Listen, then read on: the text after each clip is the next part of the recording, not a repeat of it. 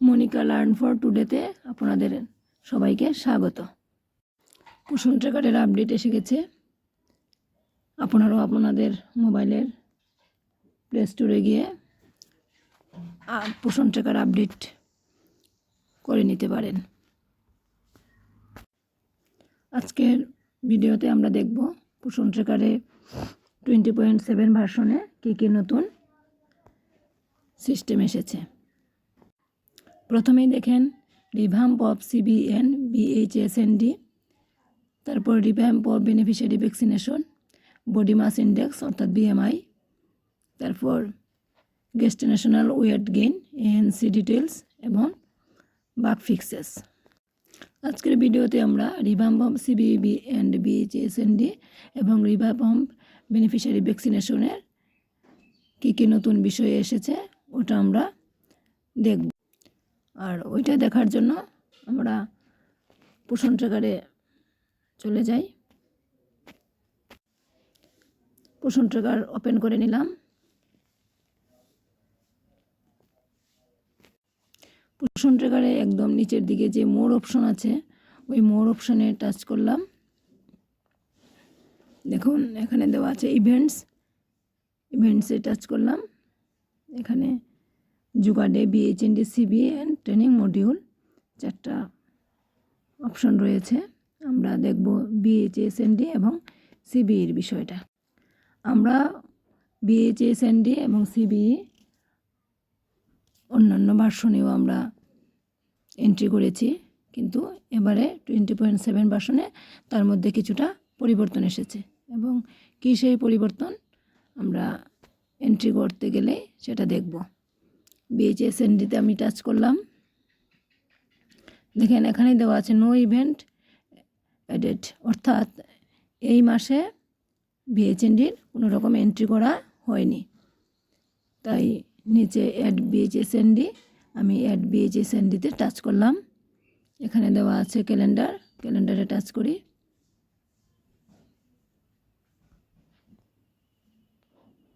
নং of participant, এদিন কতজন উপস্থিত ছিলেন 28। সাবমিট।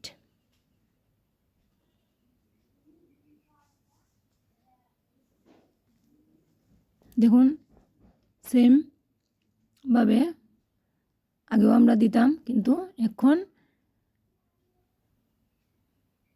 এই ডেটের পাশে যে একটা কলম চিহ্নের মতো রয়েছে ওটাতে আমরা এডিট করতে পারবো। যদি কোনো কারণে আমি ভুল ডেট বসিয়ে থাকি বা পার্টিসিপেন্টস এর সংখ্যাটা কম বা বেশি দিয়ে থাকে তাহলে ওটাকে আমরা এডিট করতে পারবো। আমি ওটাতে টাচ করলাম। দেখুন সেম আবার এখানে সংশোধন করে আমরা আবার সাবমিট দিতে পারবো। যদিও এটা আমার সংশোধন করার দরকার নেই, তাই আমি ব্যাক করলাম। সেমভাবে আমরা CBEটাও এন্ট্রি করব। CBEর মধ্যে টাচ করলাম। সেম নো ডাটা ইভেন্ট, এখনও ওইটা ডাটা এন্ট্রি করা হয়নি, তাই আমি অ্যাড CBEতে টাচ করলাম। এখানে ক্যালেন্ডার, সিলেক্ট থিম, অন্নপ্রাশন দিবস, সাবমিট।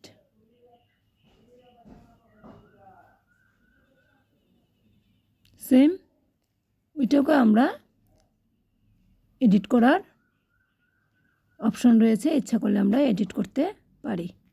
আশা করি সবারই BHSND এবং CBE ক্লিয়ার হয়ে গেছে। এখন আমরা চলে যাব রিভ্যাম্প অফ বেনিফিশিয়ারি ভ্যাকসিনেশনে।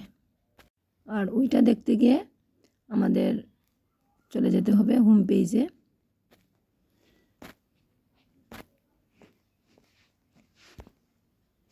হোম পেজে দেখুন এখানে দেওয়া আছে বেনিফিশিয়ারি ভ্যাকসিনেশন। আমি বেনিফিশিয়ারি ভ্যাকসিনেশনে টাচ করলাম। আমরা আগেও পোষণ ট্র্যাকারে শিশু এবং মায়ের ভ্যাকসিনেশন ডেটগুলো এন্ট্রি করতাম, কিন্তু এবারের ভার্সনে কিছুটা পরিবর্তন হয়েছে। আগে আমরা শিশুর নামের পাশে যে 3টা ডট চিহ্ন রয়েছে ওই ডট চিহ্নতে গিয়ে ভ্যাকসিনগুলি এন্ট্রি করতাম। এখন এখানেও করা যাবে, তাছাড়া আমরা সরাসরি একটা বেনিফিশিয়ারি ভ্যাকসিনেশনের সিস্টেম পেয়ে গেছি। তাই আমি এখন প্রেগনেন্ট ওমেনে টাচ করলাম, দেখি কী দেখা যায়।